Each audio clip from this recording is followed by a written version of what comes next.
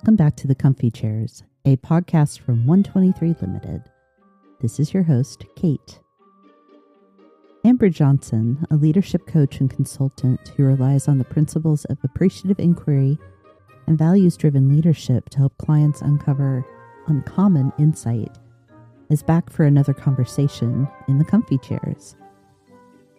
When Amber joined me this spring, we discussed the use of questions as a leadership tool. Today, we will narrow our focus to understand how leaders and employees can leverage questioning skills and techniques to enhance learning. Questions are an integral part of any learning experience, whether in formal settings or casual interactions. From the Socratic method to appreciative inquiry, learners and teachers all know that the right question can unlock knowledge, wisdom, and growth. Welcome back to The Comfy Chairs, Amber. Thank you for coming out to play again. As always, I do like to let my guests have a moment to introduce themselves, so please. It's so great to be back here, Kate. Thank you for inviting me, and great to chat with your folks again, too. Mm-hmm. I am a Chicago-based leadership consultant and communications person. And my real passion is helping executives and leaders figure out what is going on. And there's big questions in that, but we've got to figure out, there's these thorny situations. How do we mediate that? How do we resolve the tensions? How do we get people aligned? And how do we bring people along in our processes and in their own development? And one of the great joys in my life right now, I'm working on a TEDx talk that I get to give in a couple of weeks. Oh, and wonderful. I don't know if you've ever worked with it or if any of your listeners have, but they make you choose a job title, and it can't be like consultant. It has to be something interesting. And so my title for TEDx is that I am an inquiry architect. Ooh. And I just absolutely love that. I'd like t-shirts that say inquiry architect. But the idea is that really I just help people write the questions that they're going to ask of themselves, of their colleagues, of their friends, to help them think a little differently about the work and the life they do and the life they lead. No. Questions are... So I am a big proponent of curiosity, and I think questions are the currency of being a curious person, and coaching people to ask better questions. I think it's a bit of a superpower, and also an underused technique in coaching and in learning. Frankly, we tend to ask questions of people rather than letting the learner be the question asker. That's sort of the traditional teacher at the front of the classroom model. And there's so much research trying to show that that's not really applicable for us anymore. The ways that we teach, not just at the elementary or even collegiate level, but in the classrooms that we have in our workplaces. We have opportunities to do different as the world keeps changing around us. Absolutely. Yeah. So I know that saying that questions are important to learning is more than a little bit obvious. But I do want to start with that idea to examine why questions matter. And what exactly is it about a good question that can lead to lasting learning? So what are your thoughts, ma'am? Yeah. One of the folks I often quote is William Isaacs. He's an MIT professor. He wrote the book Dialogue, which is one of my favorite books on communication and conversation. And he says the most important parts of any conversation are the part neither party could have imagined at the start. And the thing is, if I am always asking questions that I know the answer to, how are you? How is work? I know exactly the script that you're going to give me. But if I take time to ask a question I don't know the answer to, that leads us into the most important parts of the conversation. And so I think one of our most essential qualities as teachers, as leaders, as educators, as parents, as friends is to cut the predictable questions and ask questions that you don't know the answer to.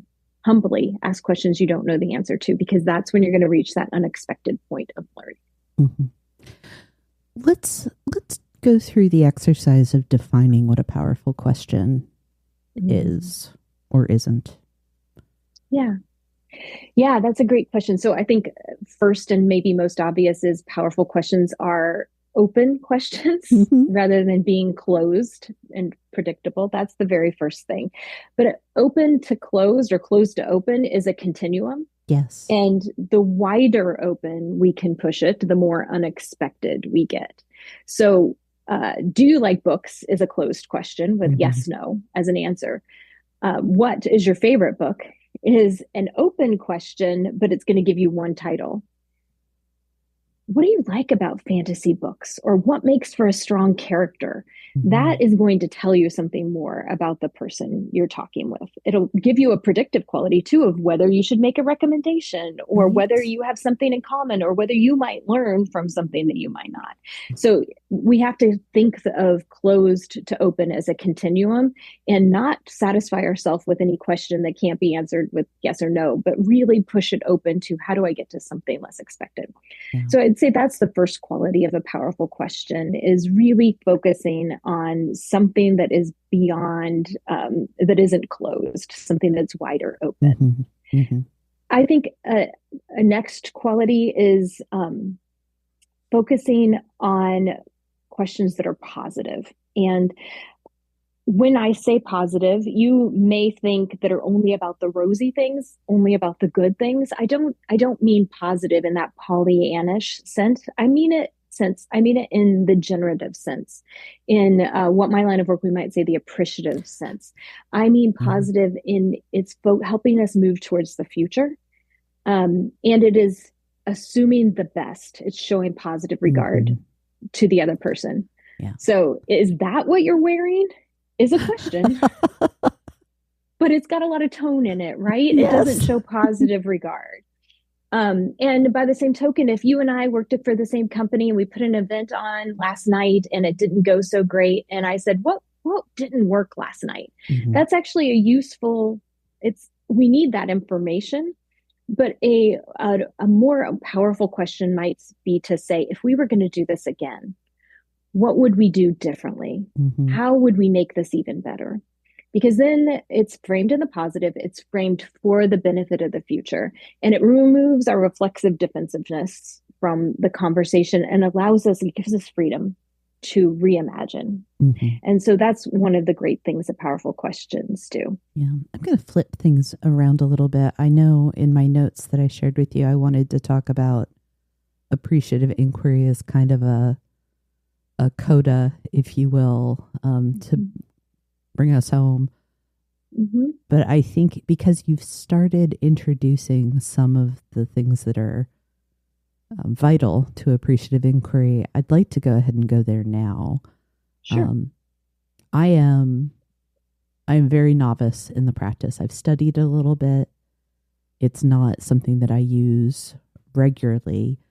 So I know just enough to be dangerous. I would like to defer to you because I know it is part of how you coach and consult. So can you tell us a little bit, kind of the Cliff Notes version of appreciative inquiry?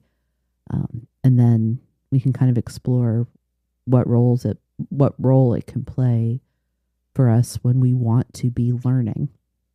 Appreciative inquiry is a organizational change and leadership development process that came out of Case Western Reserve University in the late 1980s and has been used across the world in organizations and in the lives of individuals ever since. I have used it in conversation with one person at the dinner table, and I've used it with 1,000 people in a diffused environment where we are never in the same room together, and I've used it with 200 people in the same room together. It can be used in so many different formats. But when it comes to appreciative inquiry, you can also kind of think it as a cheat code to asking a good question, because there's a pattern that appreciative inquiry follows, and 3 types of questions that are very, very common in an appreciative inquiry process. Before I can tell you those questions, though, I have to give you a couple of principles. Yes, and this goes back to your earlier question about what makes for a powerful question. I think these qualities make for a powerful question as well. So 3 principles of appreciative inquiry. The first is the appreciation principle.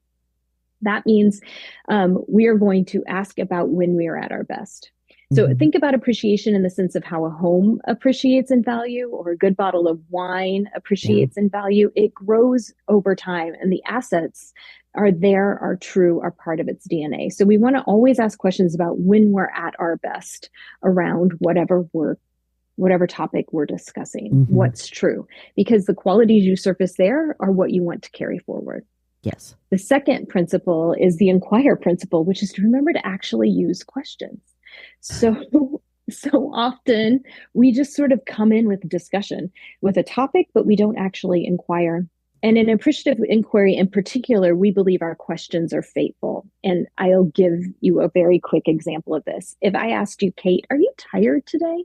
You would do this like fast scan of your body and be like, oh, yes, I haven't been outside all day and it's gloomy outside. And I watched a second episode last night when I probably should have just gone to bed and didn't get my workout in. And you'd have a list of all of the things that were making you feel tired. And if I asked you instead, what's energizing you this week?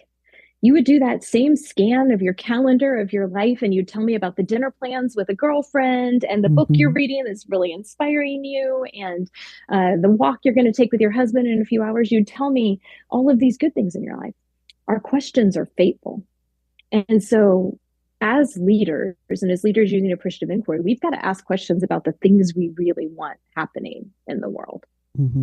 And then the final principle, I call it the involve principle. It's an inclusion principle or the wholeness principle, could be other words for it. But the idea is that it's impossible for the CEO to have all of the best ideas. It's just impossible. And so we need to ask as many people as possible. And the asking does two things. One, it gives us more ideas to work with.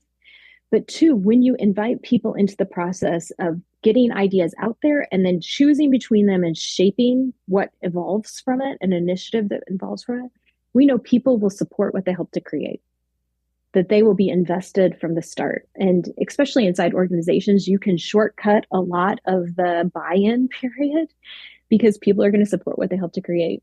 We informally sometimes call it the IKEA effect, which is the idea that $100 dresser you bought at IKEA and it took you 3 hours to put together, you actually have more love and affection for, and you will move it from house to house to house. Yes. Because of the sweat equity in it. We love what we labor for. And so when we invite people to labor in the ideas with us, when we ask questions of them, then we have their support from the start. All right, those are the three principles. And now we can actually talk about how they show up in the questions of appreciative inquiry.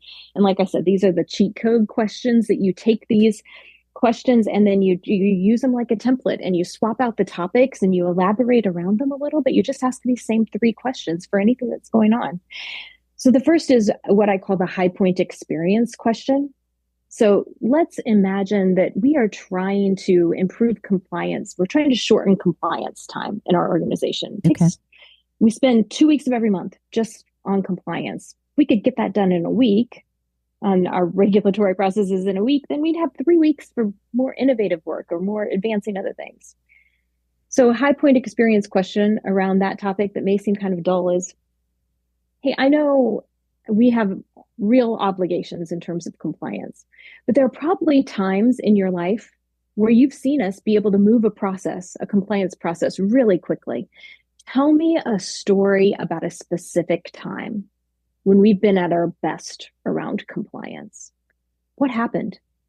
What were the results? Who was involved? What was your contribution? What was the contribution of others? What was it about the organization, our ways of working, the circumstances, our culture, our tools, our resources that made that possible? And that question helps us believe in the future and believe that these are real possibilities. I asked that very question about compliance in an organization who told me it was impossible to do it faster. But then they realized that their industry was influenced by the weather. So when there was a hurricane, they could get compliance through faster. Yes. So it was entirely possible to do it. We just had to have a fast track process, and it helped them see that there are circumstances in which we can do it faster. How could we learn? What were we doing there? And they've discovered they were doing things like having a 10-minute stand-up meeting every morning where they knocked out a bunch of requirements real fast. Instead of waiting on it to land in your inbox and waiting for you to click yes and it goes to the next person. They found all these ways just in asking that question. So that's a high point experience question. The second question is the images of the future question. And in it, you say something like, okay, imagine it's 5 years from now, or 3 years, or 3 months, whatever a reasonable time frame is. And we are so smoking fast when it comes to compliance. Our processes are down to 6 days a week. If that were the 6 days a month, if that were the case, if we were the most expedited, most amped up, most just efficient process of compliance possible, what would be happening? What would be new? What would be different? What would it mean in terms of the technology we were using? What would it mean in terms of who had to give approvals? What would it mean in terms of the work that you were then had time for to do? What would it mean in terms of your role and my role? And you ask people to describe it. And notice in the first question, we asked for a real story. And in this question, we're not asking for a bullet list of ways to make compliance faster. We're asking them to imagine it already is faster and tell me what they see. Mm-hmm. And that's a visualization process. And you know this from watching professional athletes. Visualization is absolutely essential for succeeding at a task. We have to believe we can succeed at it before we actually can figure out how to do it. And so that visualization is really important. So we've got the high point experience question, the images of the future, and the third and final question is the one that gets practical. And it says, if that's the future we want, what are the 3 most important things we need to do to make it happen? Or maybe it's the 5 most important things. Or maybe you have to say, where do we need to be in 7 years? And then what do we have to do this year to start getting us there? But it takes it from this blue sky idea and lets us narrow it into something we can get into a bite-sized piece, something that we can build action around. Those are the 3 questions of appreciative inquiry. They're powerful.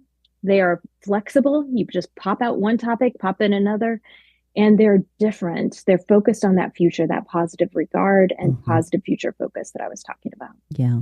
I mean, there is, as you've pointed out, there's a time and place to understand what went wrong. But when we start with the problem, it does tend to, it sets a template. It sets a template for what mm-hmm. we're going to do. It restrains us, puts us in a mindset of, well, this is what's wrong. We have to avoid wrong, as opposed to when have we been at our best? When have we been successful? What will it look like? And you had very kindly asked me about the workbook I published earlier this year. The what do we have to do to get there is sort of the central idea of the last portion of the work people go through in creating that personal vision statement. And I love that you brought up visualization because it is so powerful. Mm-hmm. The studies, what is it, basketball? Practicing 3-point throws. Mm-hmm. They've studied where they've split the subjects up, and one group was directed to practice, to actually do the practice for 3 months or some determined length of time. The other study group, they were told not to do the practice, but to do the visualization. And at the end of that time, there was obviously a significant improvement in the people that did the physical practice, but there was also a significant improvement, not to the same extent, but of research significance, that visualizing intentionally and repeatedly doing the shot well actually helped people improve their scores. Yeah, absolutely. Yeah. I think that is why questions, but appreciative inquiry, flavored questions can be so powerful when we come to learning moments, mm-hmm. whether you're in a leadership role or in a learner role, an employee role, thinking about what is good in this, what is working well, what will it take to improve or to maintain success. That discovery, looking to discover through that lens, it just wires you ahead of time to succeed. Mm-hmm. Exactly. Yeah. If you came to me as an individual and said, I'm terrible at public speaking and I've really got to learn to be better at this, I wouldn't say, oh, tell me about how nervous you are. I would say, oh, Okay. Well, first let's have a conversation about how this could be good for your career, how it Mm-hmm. could be good for your life. What would it feel like to be good in that way? Tell me about a time you've talked in public. Maybe it was even just asking a question in a meeting Mm-hmm. and you did feel that way. Okay. And so what else was true in that circumstance? And we'd start to build for you a set of examples that tell you, I already have this capacity in me and I can learn and grow and develop my skill by leaning into what already exists instead of trying to fabricate something or go get an entirely new skill that I'm, bereft of. You actually have it Mm-hmm. in you already. And the learning is going to happen faster as a result. Yeah. Yeah. I remember in one of your articles that I read in preparation for our first recording, talking about some of the benefits of being a questioning person. Mm-hmm. One of them being that people perceive folks who ask questions as intelligent. Yes. Can you tell us a little bit about sort of that, not necessarily the research, but essentially what it means for that and how that can be good for self-perception as well? Mm-hmm. What do you think about that? Yeah, the research, and there's not as many research around asking questions as I want there to be. And so I want to admit that. But in this research study, what they found is that when we need to ask for help or ask to understand something, we often feel like I'm going to label myself as ignorant and uninformed by asking this question, or I don't want to be the type of person that seems like I have to have help. And so we're hesitant to ask for wisdom, for advice, for insight, for support. And instead of actually thinking that you're uninformed, what tends to happen is I go to you, Kate, and say, I need your help. And you, instead of thinking, gosh, Amber's the real idiot that doesn't know, you think, Amber's so smart, she trusted me for advice. And so you actually see me as smarter because I didn't know something and came to ask for it. And people have probably had this experience in meetings. You're sitting in a meeting, maybe you're the junior colleague, the meeting's moving a little fast, you've got a question, you don't understand something, and you have the courage to raise your hand to ask, and you do it with trepidation, thinking people are going to think I'm an idiot that I don't know this. And instead you ask the question and you see all the heads nod like, thank you. Right. Thank God somebody asked. Yes, I have been that person. The fleeting embarrassment of saying I don't know is definitely worth the benefit of learning, whether it's what an acronym means or what the strategic plan everyone's referencing that I've never seen. Yeah. Yeah. In preparing for this session, I was doing a little research of my own, and I wanted to think about the Socratic method, which is the idea of an informed teacher, instead of lecturing, actually helping the students ask questions and engage with ideas and dialogue until they come to a new point of understanding. I love it. It's progress towards new material. It does sort of assume the teacher knows the answer, but this is so fascinating to me. Socrates called it a midwifery process. Oh. Isn't that gorgeous? Of course it is. This idea that you're birthing ideas in people, that you are helping them bring forth new understanding that's almost like new, that is as grand as new life, or as, that has some value, like new life has value. And I love that process. It does presume that there is a leader who has the answers. And I think it's even more important for us to ask questions in the moments where I don't know the answer. I'm the leader. I don't know. You're the leader. You don't know. Yes. We're in a room together. We don't know. And I think it's so essential in those moments to be asking questions, to be playing with ideas, to be integrating ideas, to be midwifing our own idea birthing process by asking questions we don't know the answer to. One of the things I love about that conceptually is that it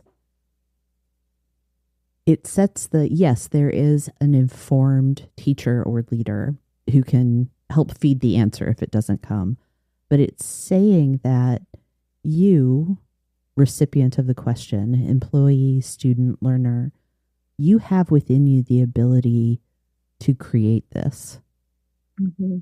That the level of respect and valuing of that person's intrinsic worth that comes with that perspective on it It's beautiful. It's absolutely beautiful. It really is. It's the positive regard we were talking about earlier. Yeah. Yeah. And that's, I also love this idea then that ignorance is not a moral failing. It's the lack of opportunity to gestate an idea, to be exposed to something new. And that ignorance is not a moral failing, but staying in ignorance. I don't want to judge somebody else, but to stay in ignorance is a failure. Well, it's the know better, do better, right? If you've never had the opportunity to encounter information or an experience or a person that has a different background than you, if you've never had that experience, of course there's going to be ignorance, a lack of knowledge there. But you have the opportunity and you either choose not to take it or you take nothing from it. I agree. There are so many reasons why someone could choose to remain ignorant, but it's hard not to judge. Yeah. You mentioned the Socratic method. I've been thinking through, in addition to like appreciative inquiry, what are some of the other methods and techniques that we've encountered that have been effective to discovery and learning. I think the scientific method shows us that starting with a question is the path to that. There is a process used in quality circles called root cause analysis, the 5 whys, that by asking why multiple times, you're able to drill down into what is the cause of the event, which is a type of learning.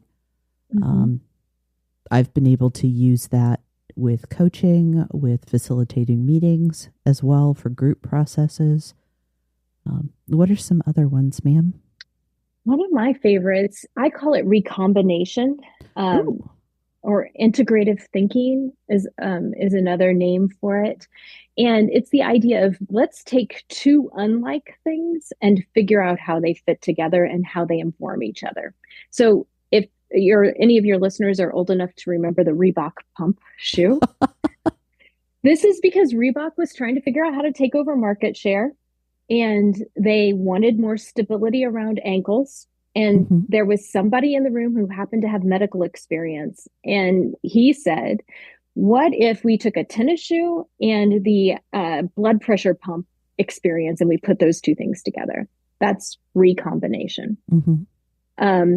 If you use Spot Hero to get your parking spot, that's a recombination of a traditional parking lot and a reservation system. It's a recombination of ideas. And we can intentionally ask recombination ideas in our life. If you're a person who attends a church, you could ask, how can a church be more like a bar? That's going to lead you to a great conversation.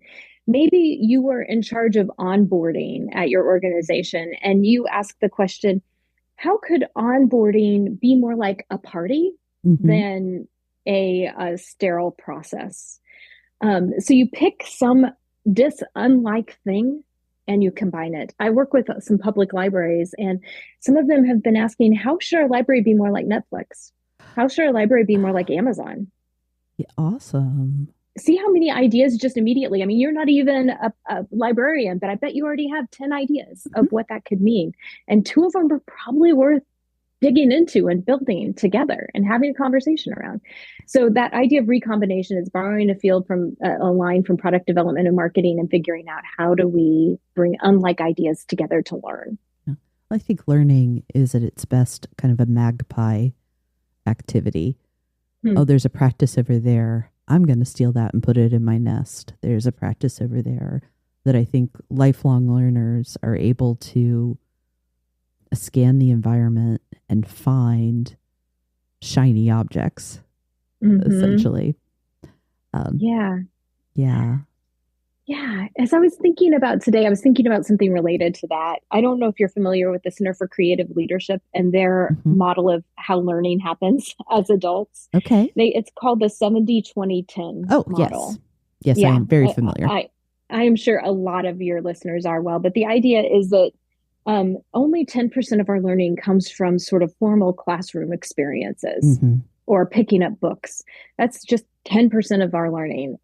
And then the 20%, they call it developmental relationships. Other people, yes. Other people, our observation and reflection of other people. And then the 70% comes from challenging new experiences, from taking this idea you learned in a book or you learned from observing someone else and actually doing the elbow grease work of trying to apply it in your situation and figuring out what works and doesn't work. Yeah. And I think what's fascinating about that is when we apply it to questions is what does it mean to do that elbow grease work of applying ideas? How do I get in there and fight with the ideas and wrestle with them, and not in a animosity sort of way, but in a let them live in my space and test ideas through conversation, through literal pilot tests, whatever it might be. How do we learn in those challenging experiences of applying ideas? Well, it's a wonderful model. So yes, very familiar with the 70-20-10, and it's an older formula, but it is time tested. It's shown over time that this is true, that the most effective learning comes from challenging assignments. There is value in formal learning, reading classes, but we don't want to overload in those settings. And that tells us something about the types of questions we can pursue and where we ask them as well.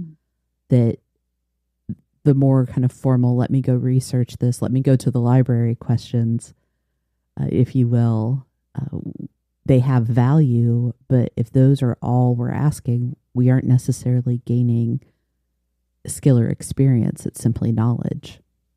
Yeah, absolutely. Us.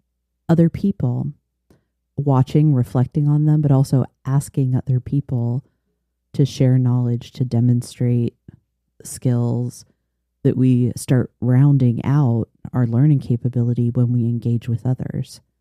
And then the questions that take us into the field, if you will, become the most impactful for us. It's not just, what does it take to do X?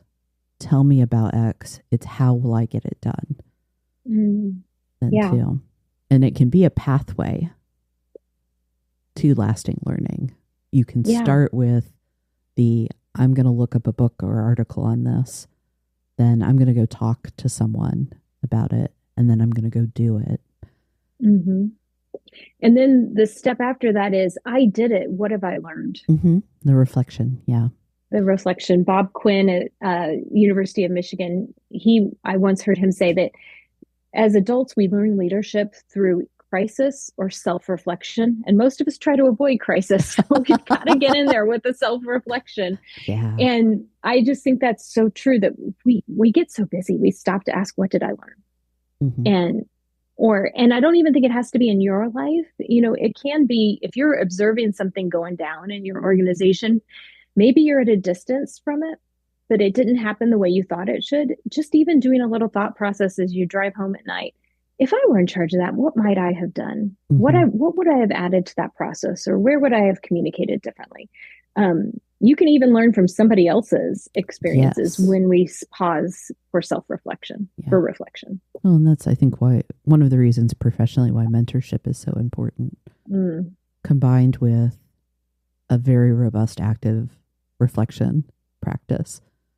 Yeah, in some of the I'm big into create a model for how to do it.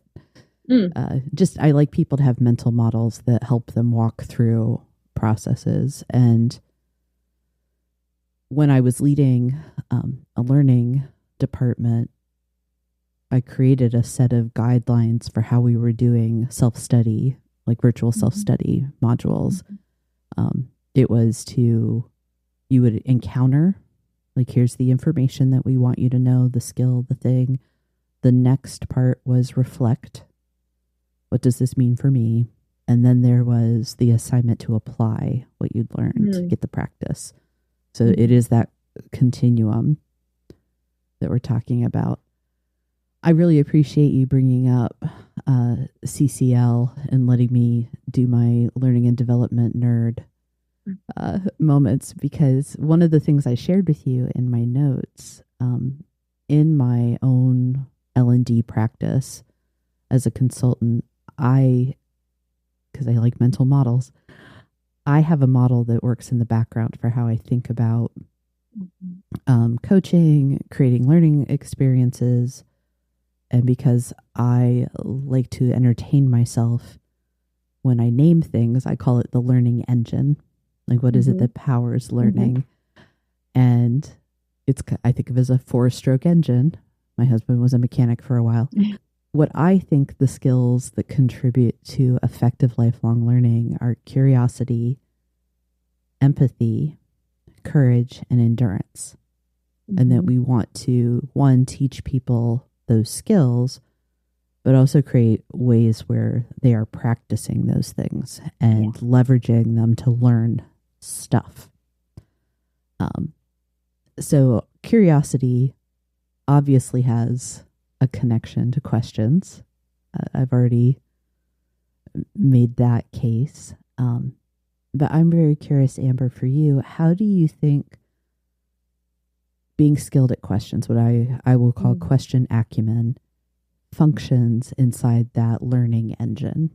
Well, do you think it does, for starters? Absolutely. Yeah. And I love your tendency towards building a model, because it helps you repeat what's worked and learn. It's a self-reflection process in and of itself. Let's just take empathy as an example, which is the second piece of your model: curiosity and then empathy. I think another attribute of powerful questions I didn't mention earlier is that powerful questions often seek understanding. They ask about feelings rather than just facts. And this might be more important now than it ever has been in our society, because we know that when people don't feel understood and when they feel lonely, it leads to mistrust, and that's fuel for conspiracy theories. And so learning to ask questions that help you understand, that show positive regard and empathy towards the other person, and that seek to understand their experience, I think is vital for our relationships. It's absolutely essential for a healthy society. And it's at the heart of what it means to be human in our work as well. Yes. That we're not just so focused on process and results that we forget that it's people that made it possible in the first place. I have nothing to add to that, Amber. I agree more than 100%. And I feel like in asking the questions of, what is this like? What don't I know? Can I seek to understand? What a learner is doing in that process is beginning to collect evidence of their capability or new knowledge that I think drives the courage to go again, to ask the next question, to make the next attempt at something new, to possibly fail. But then you have the opportunity to ask yourself the question, I've done it once before, I can do it again, right? Yeah. The answer's right. And that's endurance. And you're constantly fueling this process inside yourself, engaging with the world around you, that starts with what if, why, how, and takes you through. I like your word courage. And I might say that courage also needs, backing it up, agency. A sense that I trust myself and my confidence. My self-confidence is not that I know the answer, but I know the next thing to try, the next question to ask. It's a learning orientation, and that I also trust myself to have the courage to show up and do the next thing. What is the next small action that I can take to move this forward? And I think that's essential to learning, is not expecting yourself to have the full answer, but to have something that gets you closer, one step closer today. If I know a little more today than I did before, then I have succeeded. And that's often grounded in the questions that we ask, starting first with, what's even possible here? Yes. Yeah. There is so much power in those simple questions, the elementary questions that we encountered the concepts of, as far back as I can remember in school, the what, where, why, who, and how. Mm-hmm. Mm-hmm. That if we can answer those in most circumstances, it gives us the information we need to make decisions, to move forward, to determine what our next steps are. And I've seen it play out in performance management, in times of change, in interpersonal relationships. And if you can just take yourself through that simple set of fundamental, elementary topics, it leads, it just it busts the door down for more different, better.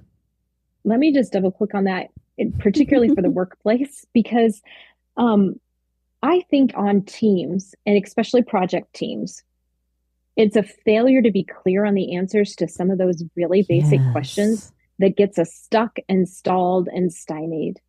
We don't know what role. I know my role in the organization. What role do I play on this team? So we don't have that who question clarified. We know our end goal is this, but why does it matter? We know our end goal is this, but how are we supposed to make decisions? Do we have the authority to make decisions, or are we kicking a recommendation up in the process? And then just the record keeping of it. So it's asking the questions and actually keeping a record of the answers. I find that to be a standard failure too. Right. There is, I never accurately remember the name of it. There is a team performance model. I think it's Sibley. I'll look it up. I will look it up in there. I will link to it. But it's this wonderful visual of, kind of think of a ball hitting the ground and then going where it's intended. But you start with answering for people, why am I here? What's my role? Well, and then next, why are these other people here? Orienting people to their role, what other people are there for, building trust and respect in from the start allows you to move through to this point of, we get it and now we can perform. Exactly. Yeah, I call it goals, roles, and protocols. Yes, I like that a lot. You know, honestly, let me just be honest about that language. For years, we called it goals, roles, and guidelines. And not long ago, I was thinking to myself, there's got to be, I want it to feel memorable. And I used ChatGPT and I said, here, I'm describing this. And I want something that means like guidelines, guardrails, and it spit out protocols in 10 seconds. And that's, I think, an aspect of asking questions that we haven't mentioned yet is that prompt engineering, to use the fancy language for it, is actually a great way to learn. It's a great way to learn. Well, that echoes back to our conversation this spring, that you get the answers to the questions you ask. So how you form your question is going to result in the answer you get. Absolutely. And ChatGPT, all of AI is teaching us that the quality of our prompts, prompt being a synonym for question, is showing up in the quality of what's produced for us. Absolutely. Yeah. So you can teach yourself a lot about great questions and how to learn from them by a little bit of play, which I think is another thing in talking about the reforming. There's courage, I believe, in asking a question or saying, I don't know, would you explain it? There's also courage in the work world and in being an adult, a professional, in letting yourself be playful with things. What would it look like for this experience to be more like that other experience that I had? That's playful. Taking some time to play with ChatGPT for no other purpose than I want to learn more about how to do this better. We have to be willing to not take ourselves too seriously.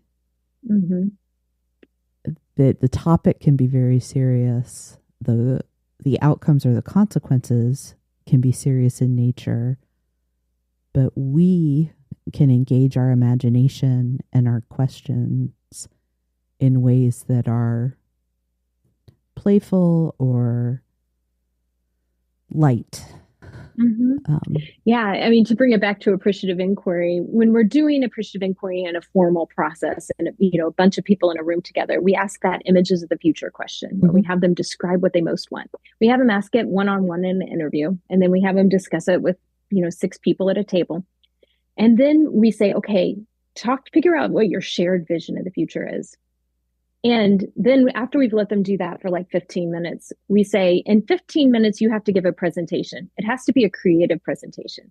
It can be a skit. It can be a game show. It can be a weather report, whatever it is. But you have to present your vision of the future creatively, and everyone has to participate. And there's groans in the room. And then I roll out my prop basket, and I've got magic wands and cowboy hats and magnifying glasses. And then people start to play, and then they put on these adorable skits. And I know that you're thinking, why is that part of a business meeting? But people feel it for a minute. They feel that future. The compliance group I'm talking about, the most memorable one, these were a bunch of engineers, a bunch of guys who had been doing this work for ages. They came to work in their jeans and their work boots, and they put their head down and drank their coffee and got their work done. And they created a lip sync to the song "I'm Too Sexy For." You remember that song? Yes. I'm too sexy. It was "I'm Too Sexy for Compliance." Nice. They strutted the runway like models. These 50-year-old men strutted and named all the things about they were too sexy for this clunky compliance process. They had so much fun. They laughed. And at the end of that day, it was a 2-day process. A few of those men cried and said, I did not know I could have fun at work. I thought it was all drudgery, and I did not know my voice could influence the process. And I think that play is absolutely essential for believing I have influence, I have voice. I don't have to take myself too seriously. I can throw out some idea knowing that it's half-baked, but I feel safe to do it because the spirit of play is present. Yeah, we spend far too much time at work to be miserable. And to, we're not made for drudgery. We're made for joy, in my personal opinion. But yeah, I'm really curious, Amber. I would like to ask you a question about what questions are you chasing right now? Like, what in your work is interesting, curious, stuck in your teeth? Yeah. In the point of history that we're recording this today, it's been a tumultuous season in American history. And I don't know when this is going to go live, and I will avoid being political. But it's a rough season. It is. It's a rough season. And I am working hard to find questions that I can ask of someone who disagrees with me about something I feel strongly. And I want questions I don't know the answer to, and that I can ask authentically and with positive regard for the other person. And so what is really sticking in my head is, how do I show up in conversations where there's conflict? And particularly conflict I feel emotionally, not work conflict over which business model are we going with, but where I feel the weight of it. It impacts people I love or my ideas of democracy. How do I show up in those moments and ask authentically curious questions with positive regard? Because I am absolutely convinced that our tendency to ask questions we know the answer to, or to ask questions is to frame them as a trap or a gotcha or to prove wrongness, is only exacerbating problems, particularly in our families. Yes. I'm honest about my ability to influence the broader, governmental processes, but I can have some influence in my family and my community. But I won't succeed if my agenda is overriding my authentic curiosity. and my ability to hold the humanity of another person as I ask them a question. And so that's what's really on my mind this week in human history and as a professional and a citizen. Well, thank you. Thank you. One of the things I think is interesting about that is some of the approaches that we've talked about are not necessarily apt for that circumstance. The Socratic method of, I have the answer, but I'm going to ask to elicit learning in you, isn't the right way to go into that. Is you don't want to presume correctness, if you will, for lack of a better word. As you said, questions that you don't know the answers to. Yeah, I think there is the moment in history that we're talking about, but then there's also just in terms of how we are as people together in moments of conflict. Because if you get two people in a room, you will have conflict eventually. I have conflict with myself. I don't need anyone else around. So are we able to navigate conflict with a questioning heart? I think that's what it comes down to. Yeah, and some humility. Because the payout for that is not just conserving or preserving relationships. It's an opportunity to learn. That's right. Thank you, Amber. Thank you. It is always such a delight. I appreciate you giving me more time and more exposure to the way you think and all of your knowledge. Thank you. Oh, thank you for sharing all of your ideas and the wonderful people you discover with the world. It's a gift. Thank you for joining me today. If this conversation sparks something useful, please follow the Comfy Chairs and leave a review. Those small actions help more people find the show. Got a leadership question you'd like featured in a future Comfy HQ episode? Please send it my way. I'd love to hear what's on your mind. And when you're ready to move from ideas into action, 123 Limited helps leaders build stronger teams, sharper strategies, and better talent plans. Learn more at 123limited.com. That's ONE23LTD.com. Thanks for listening.